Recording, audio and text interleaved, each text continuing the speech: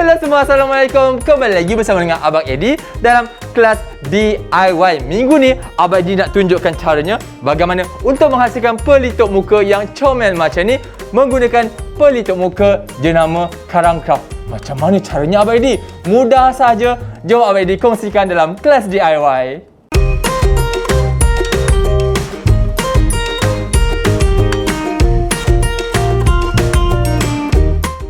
Berikut adalah bahan-bahan yang kita perlukan.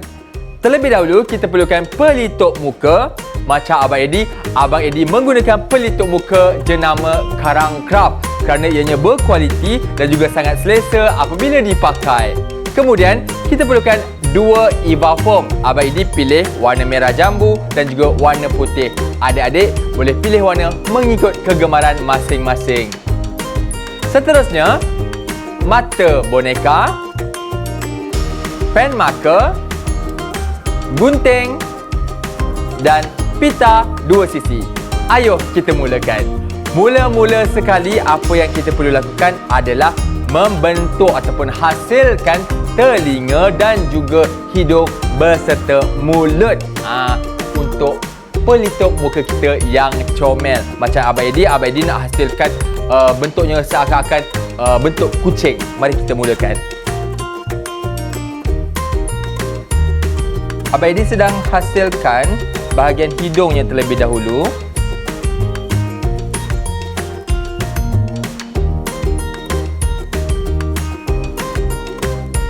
Berhati-hati ya apabila menggunakan gunting ataupun sebarang objek tajam. Kita tak mahu ada sebarang perkara yang tidak diingini berlaku. Jika boleh, dapatkan bantuan daripada mereka yang lebih dewasa. Contoh kata, ada guru ataupun ibu bapa di rumah.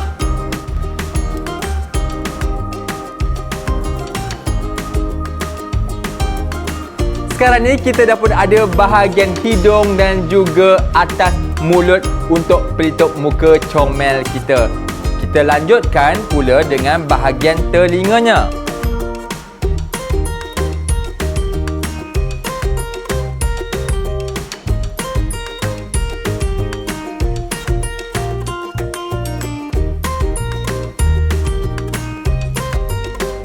Dengan menggunakan pita 2 sisi, kita lekatkan bahagian yang telah kita potong-potong tadi. Adik-adik juga boleh gunakan gam biasa ya jika tiada pita 2 sisi. Dan sekarang kita dah pun ada telinga, termasuklah bahagian hidung dan juga mulut untuk pelitup muka yang comel. Kita teruskan ke langkah yang berikutnya. Dan ini adalah langkah terakhir untuk kita menyiapkan pelitup muka yang comel daripada kelas DIY. Okey, sekarang ni kita dah ada ke semua telinga, mata dan juga hidung, mulut bagi pelitup muka kita.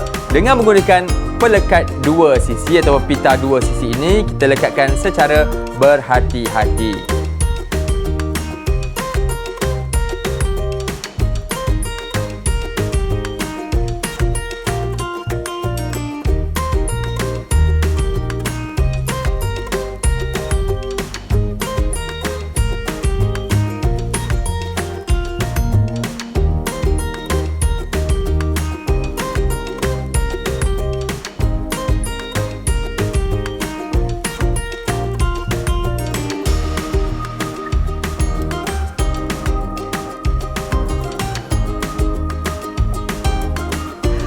Tada, dah pun siap pelitup muka kita yang comel menggunakan pelitup muka keluaran Craft. Bolehlah adik-adik semua pakai untuk ke majlis hari jadi ataupun acara-acara yang menyeronokkan. Tapi ingat tahu, pakai sekali saja untuk menjaga kebersihan dan juga kesihatan diri.